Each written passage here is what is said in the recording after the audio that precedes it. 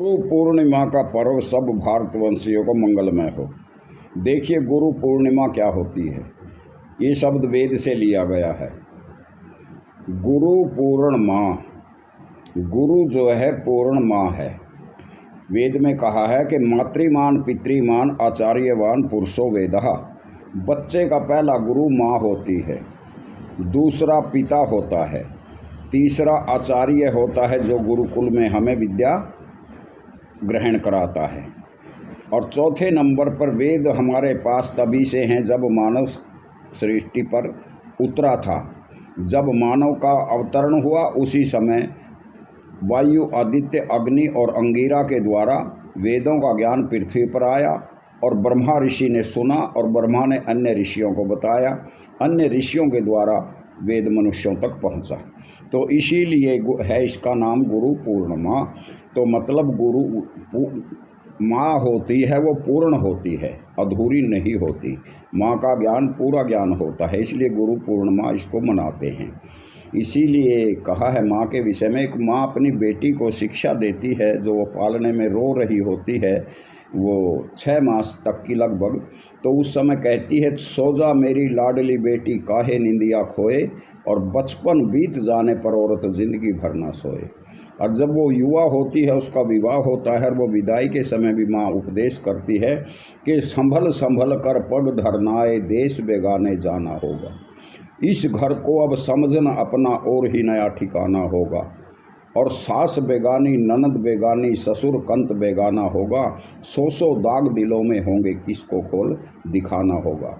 विदाई के समय माँ बेटी को ये शिक्षा देती है, तेरे जीवन में कठिनाइयाँ भी आएगी, सुगमता भी आएगी, उसमें खुशियाँ भी आएंगी, उसमें दुख भी आएंगे। उनको सहन करते हुए तूने इस जीवन को जीना है और इस प्रकार से अपने परिवार को खुश रखना है। ये सारी बातें माँ शिक्षा देती है।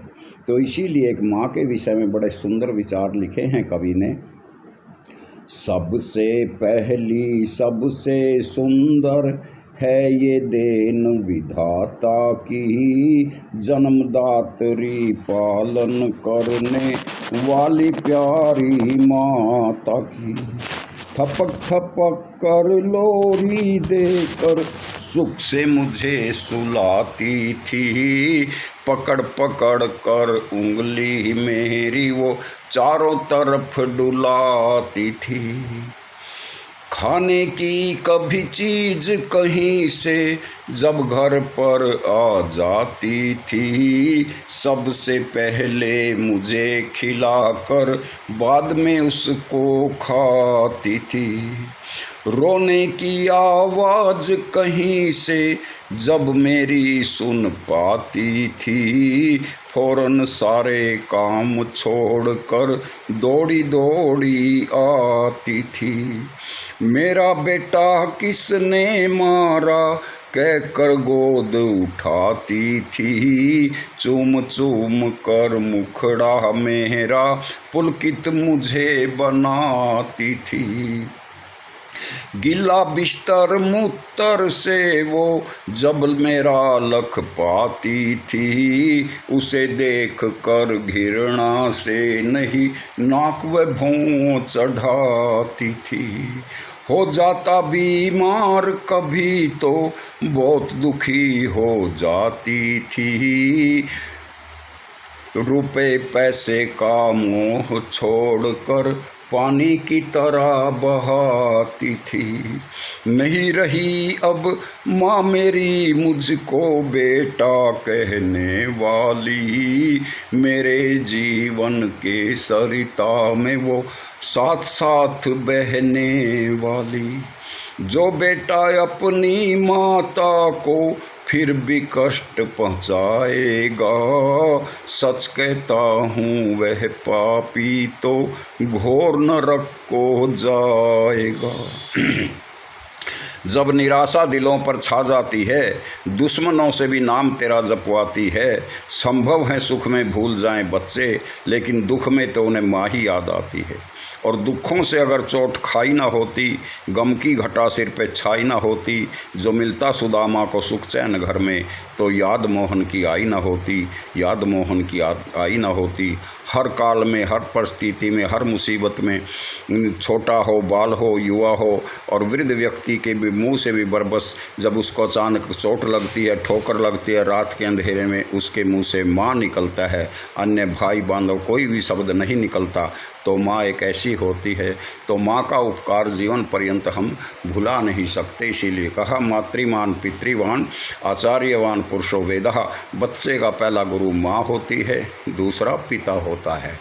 अनुवर्ता पितु पुत्रो मात्रा भवन्तु शम्मना जाया पत्ते मधुमवती वाचम वदतु शांतिवाम। वेद कहता है कि पुत्र और पुत्री कहलाने के अधिकारी वो होते हैं जो अपने पिता के अच्छे आचरण के अनुकूल चलने वाले हों और माँ के भी अच्छे मन वाले हों। और माँ को भी चाहिए अपने संतानों पर सम दृष्टि रखे, सम दया भाव रखे, उनसे द्वेष भाव ना करे, पर उनसे पक्षपात ना करे।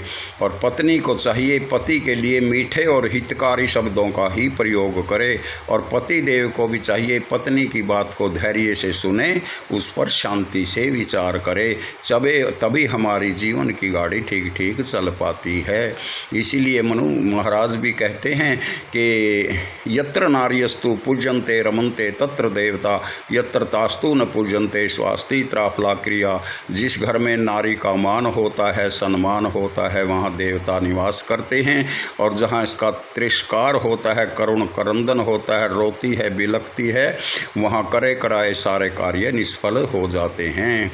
क्यों? इतिहास गवाही देता है नारी का जब जब अपमान हुआ, रावण की लंका खाक हुई, महाभारत का घोर संग्राम हुआ। हमारे देश में, हमारे राष्ट्र में 2 बहुएं रोई थी। बड़ा इतिहास में ऐतिहासिक घटना है।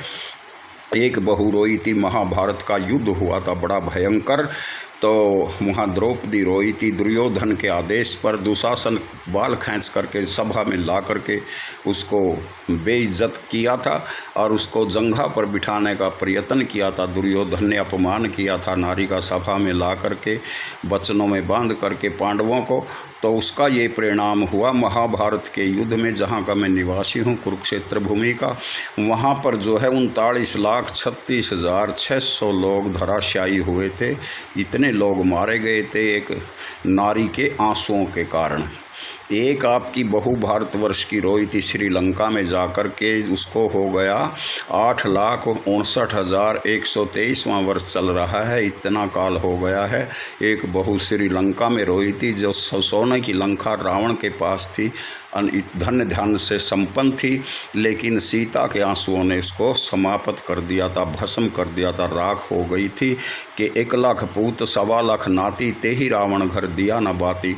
रावण के घर में कोई दिया जलाने वाला, उसका श्राद्ध करने वाला व्यक्ति नहीं रहा था, केवल महिलाओं का एक करुण क्रंदन वहाँ गूंज रहा था। सीता को भी, उसको सलोचना को भी सती होना पड़ा था। तो ऐसा इतिहास इस बात का साक्षी होता है। तो प्रत्येक व्यक्ति को प्रत्येक गृहस्थी को अपनी पूरी ताकत लगा करके नारी का सम्मान, नारी की रक्षा करते रहना चाहिए। हमारा ये धर्म बनता है। तो मैं दोबारा फिर दोहराऊंगा वही बात कि मातृमान पितृमान आचार्यवान पुरुषो वेदः। बच्चे का पहला गुरु माँ होती है, दूसरा पिता होता है, तीसरा आचार्य होता है, फिर वेद हमारे पास आदि सृष्टि से हैं। और पिता के लिए भी बड़ा सुंदर कहा है कि पिता अंधेरे में रहे बन के सदा मसाल, पिता अंधेरे में रहे बन के सदा मसाल, इसलिए तो आज हम सब हैं खुशहाल। और पिता बोझ ढोते रहे नहीं पड़े कमज़ोर, बाहर बाहर से खुशी भीतर भीतर शोर। और मुझे थकने नहीं देता मेरी ज़रूरत का पहाड़, मेरे बेटे मुझको बूढ़ा होने नहीं देते।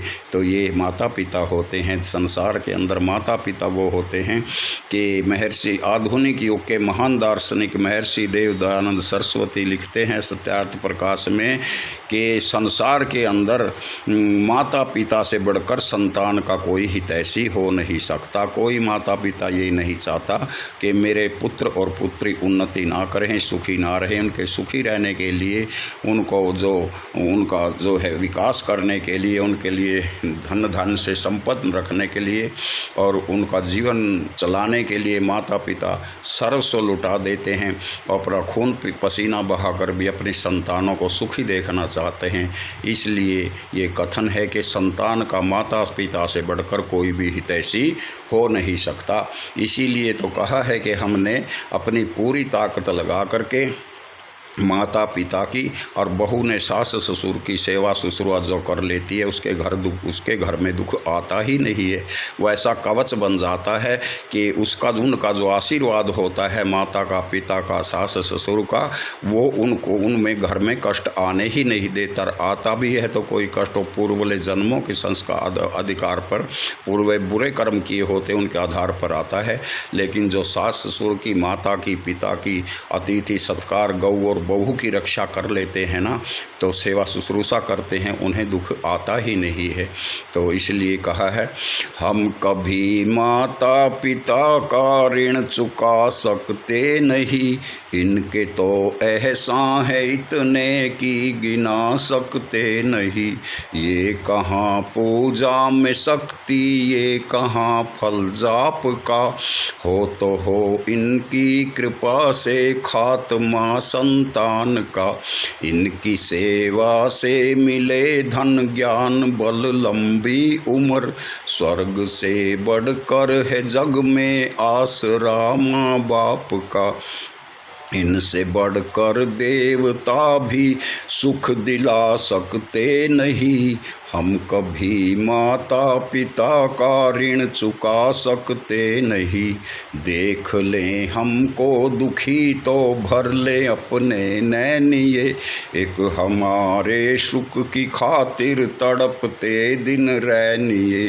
भूख प्यास लगती नहीं और नींद भी आती नहीं, कष्ट हो तन पे हमारे हो उठे बेचैनिए। इनकी तुलना में कोई वस्तु भी ला सकते नहीं, हम कभी माता पिता का ऋण चुका सकते नहीं।